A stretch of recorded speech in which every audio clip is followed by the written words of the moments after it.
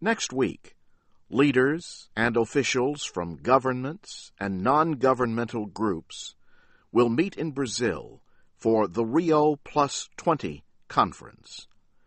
The full name is the United Nations Conference on Sustainable Development. It marks the 20th anniversary of the UN Conference on Environment and Development in Rio de Janeiro. It also comes 10 years after the World Summit on Sustainable Development in Johannesburg.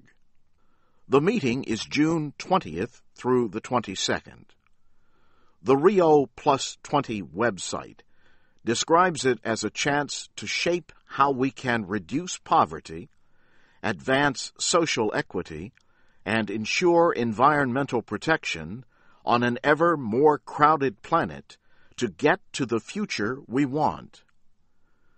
The UN Food and Agriculture Organization has prepared a new report called Towards the Future We Want. It says hunger reduction and sustainable development are highly connected. It calls for better governance of agriculture and food systems. Food systems use 30% of the world's energy. Crops and farm animals use 70% of the water. Yet food losses and waste are high. The FAO says they add up to more than 1 billion tons each year, or almost 1/3 of all the food produced in the world. The FAO says nearly 1 out of every 7 people in the world is a victim of undernourishment. 75% of all poor people live in rural areas. Most support themselves through agriculture and related activities. The agency has estimated that food production needs to increase at least 60% by 2050 to feed an expected population of 9 billion. The new report calls for doing more with less, improving diets while reducing the effects of agriculture on the environment.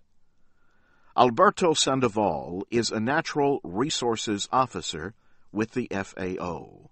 We have to make a transition on the way we produce food and the way we transform the food to bring it to the table, to make sure that we have the eradication of hunger, that we reduce poverty, and that we have a healthy and well-nourished population in the upcoming years.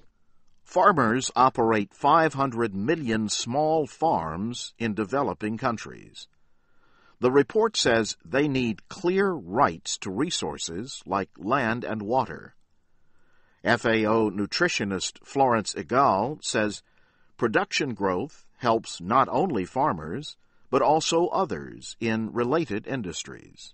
People who have no access to land or labor can actually generate income and add to local economic development through food transformation, through processing, through commercialization. So we believe that it would also make sense in terms of job creation, in terms of job protection, and therefore we would be able to bring together the economic dimension, the social dimension, and the environmental dimension. And I think this is very much the challenge that we are facing nowadays.